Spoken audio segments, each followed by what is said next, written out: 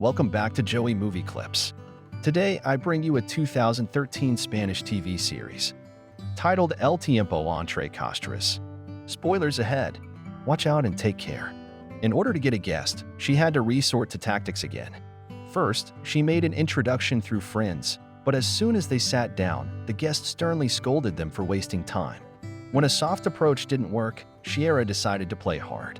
She heard that the guest's daughter was going to participate in a school performance, and her costume was a traditional outfit sent from Germany. These noble ladies never wash their clothes themselves, they send them to the laundry. Having been in the world of fashion for so long, Sira was familiar with all the city's laundries. So she instructed someone to ruin the clothes during ironing. This trick worked effectively. The next day, Lady Sterling came to find Sira, having heard she was the best seamstress in town, and asked if she could replicate her daughter's performance costume within a day. Sira pretended to be reluctant but accepted. 24 hours later, Sterling came for the clothes. When the girl put it on, she examined it for a long time and praised it as almost identical to the original one. But merely making one garment still couldn't win the trust of the astute Sterling. The two women started to have a serious confrontation. Sterling uttered, "Work brings freedom," which is the slogan the German Führer placed at the entrance of concentration camps. Sira pretended not to understand, and Sterling continued to praise the Germans for their hard work, obedience, and invincibility. In the end, she concluded that Germany and the Führer were great. Under Sterling's stare, Sira was self-consciously tidying up the clothes, occasionally agreeing. This made Sterling put her heart down, thinking that Sira was just a businessman without a stance. She invited Sira to a banquet next Thursday, where she will be hosting the Portuguese businessman Darsawa. She wanted to use Sira's beauty to please Darsawa, which Sira couldn't be happier to accept. However, during the time waiting for the banquet, something unexpected happened. At the New Year's Eve party, Sira met her father. It was not a coincidence, but a deliberate arrangement after her father's investigation. Sira didn't want to get involved with her father, but when she heard that her half-brother was shot dead in the war, she felt sympathy for this old man who had lost his son. She somewhat understood why her father suddenly started caring about her. People get afraid of losing their loved ones as they grow old. During this time, Sira occasionally accompanied her father and accepted his invitation to attend a concert. When she entered, she found out that there were two types of tickets, one with the British flag and the other with the German flag, and the seats were naturally divided as well. The left was for those who were pro-British, and the right for pro-German. Her father happened to be pro-British. According to the rules of espionage, she couldn't associate with any British people. After sitting down, Sira felt nervous and covered her face with her hand. A bigger crisis came after the concert started when Lady Sterling arrived fashionably late and sat right behind Sira. Sira had to escape from there. She pretended to faint, and her father carried her out. She buried her head in her father's shoulder, and as they passed Sterling, Sterling lightly touched her hand. It was this action that caused a potential problem, but Sira and her superiors didn't realize it. The superior only asked Sira not to meet her father again. While reflecting on her recklessness, Sira agreed. Soon it was the banquet day. Sira got her wish to meet Darsawa. Since they were both single, Sterling intended to pair them up. A gentleman loves a beautiful lady, and Darsawa was attracted to Sira. They had a great chat at the banquet table, and Darsawa was pleased. Just then, Sterling noticed the bracelet on Sira's wrist, the same one that she had lightly touched that night. She made an excuse to go to the kitchen, then had a servant come in and tell Sira that she had a phone call. At the doorway, Sterling gave an order to dismiss. "You were at the theater that day, weren't you?" said Sterling. "I don't want my guests to know that I'm stupid enough to host a friend of an Englishman." Sira was kicked out of the banquet. After her superior learned about this incident, they asked her to suspend all operations for a while to see Sterling's reaction. After some time, Sira noted that her German guest didn't show any abnormal behavior. She concluded that Sterling kept this to herself to protect her reputation. So she took the initiative and went to the hotel where Darsawa was staying. His enthusiasm towards her confirmed her judgment. To get closer to him, Sira talked about business with Darsawa and hoped to get some high-quality fabric from him. Darsawa took the bait and invited her to have dinner to discuss further. She dressed up with great care, looking stunningly beautiful in her formal dress. Darsawa was completely smitten. Sira was getting more adept at using her beauty as a weapon. Indeed, Darsawa had good fabric, silk from Macau. However, it typically wasn't sold retail, as major military clients would use it for parachute production. When Sira asked whether it was for the British or Germans, Darsowa smartly avoided the sensitive question. Sira realized that she was too hasty, so she started talking about purchasing fabric again. Darsowa then invited her to Portugal, where they had a warehouse with various types of fabrics. After Sira reported to her superior, she quickly received a response to agree to Darsowa's invitation. Then she got on the train. There was another passenger on this cargo train, Logan. It was yet another coincidental encounter 4 years later, but both didn't notice each other until they got off the train. Darsowa sent his driver, John, to pick up Sira. John had been a driver for 3 generations of Darsowa's family. Over the next few days, John would stay with Sira every step of the way.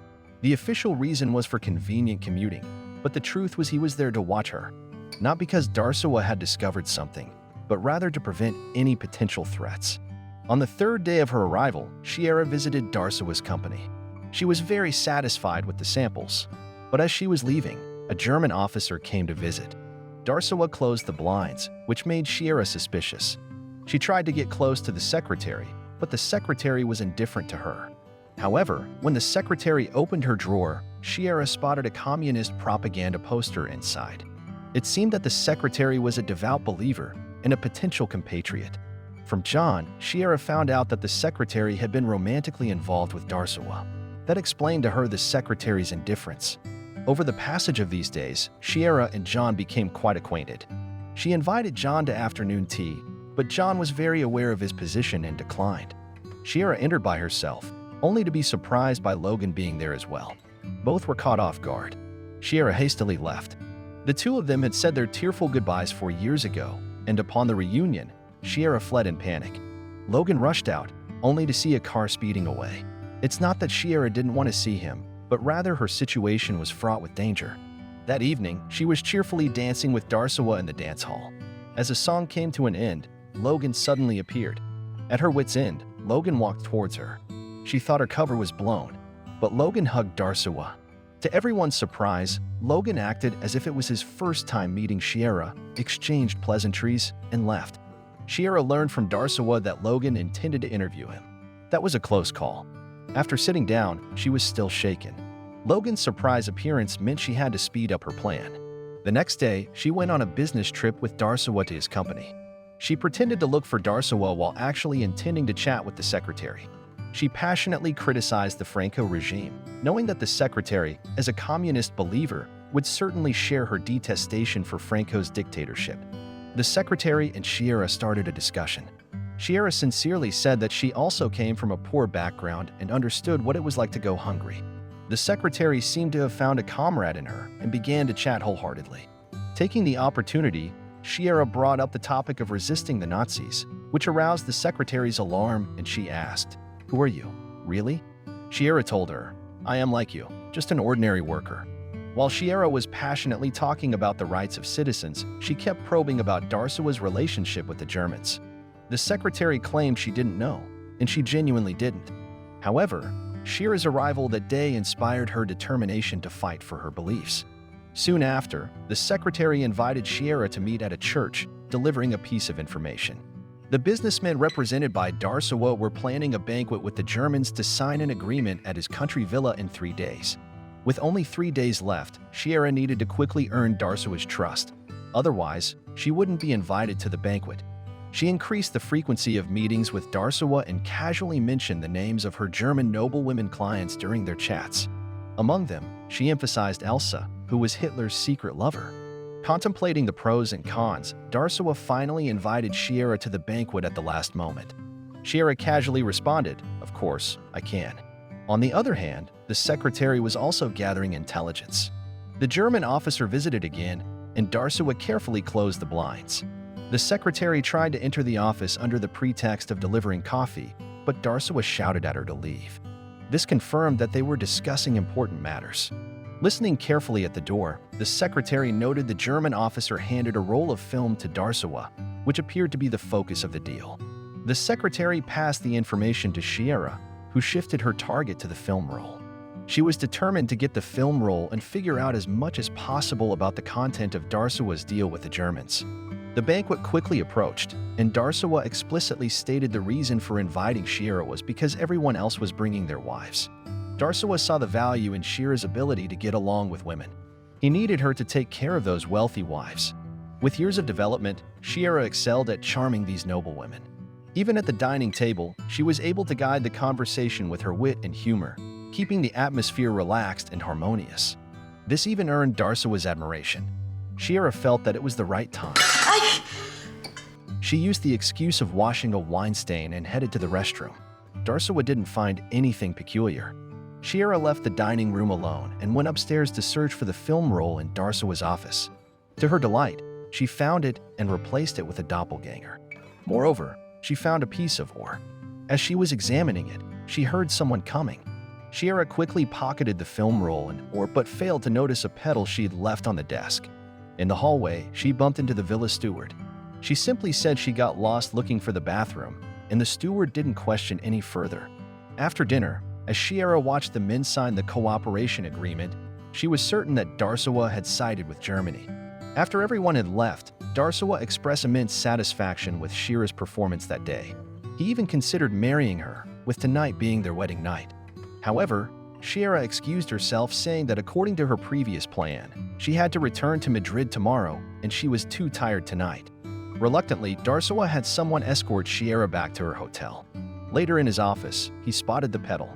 He called the steward, who confirmed Sira had indeed been there. Darsawa almost immediately realized what had happened but was reluctant to believe it. He decided to give Sira another chance. The next morning, he rushed to her hotel and told her that it was not too late to change her mind and asked her to stay with him for a few more days. Aún estás a tiempo de echarte atrás. Este fin de semana, sin compromisos de trabajo. No puedo. However, Sira declined, completely unaware of what had transpired. Darsawa insisted on escorting her to the station. Ignoring his gentlemanly demeanor, he gave her a forceful kiss and wished her a safe journey. It was at this moment that Sira had an unsettling feeling that something was amiss. As she was about to board the train, Sira noticed someone was following her. Just when she felt helpless, Logan appeared and whisked her away. Logan planned to drive her all the way to Spain. In the car, he asked Sira why she was being hunted. Sira felt she could trust Logan and told him about Darsawa's cooperation with the Germans in mining deals. That night, the two of them who had escaped to Spain took the final step in their relationship. The next morning, Logan was no longer there, and Sira hastily took the information to her handlers. Darsawa had sided with Germany, and they were collaborating on tungsten mining. Listening with a calm demeanor, ¿Te sorprenderla demasiado? the handler asked curiously why he should be surprised. He said that other informants had already told them this information. Sira was perturbed that she had nearly lost her life, yet there wasn't a single word of praise for her efforts. In retaliation, she asked if the handler had witnessed Darsawa sign the agreement in person, whether he knew who the attendees were, or what they had discussed. Sira then took out her notebook containing all her observations from that day. Her handler was finally ignited with excitement. Next, Sira produced the film roll, to which her handler asked how she had obtained this. Cuando una modista hace bien su trabajo, lo remata. Sira said, like a fashion designer, "I make sure everything is perfectly finished," and left proudly. That was her approach to everything, but Darsawa was already waiting outside her door. He kidnapped Sira and demanded her handler exchange the film roll for her. Logan, who was present during this phone call, just then realized the other informant was Sira. A meeting was called by the handler. They decided to use a fake film roll to exchange for Sira, while the real one would be decrypted. They set up team members at the exchange location to handle emergencies. However, Darsawa was clever. He had a passerby deliver a note to Logan, listing a new location and demanded only Logan should go, threatening that otherwise, Sira would be killed. Logan walked into the trap alone. As he handed over the film roll, Sira pulled out a pair of scissors from her pockets.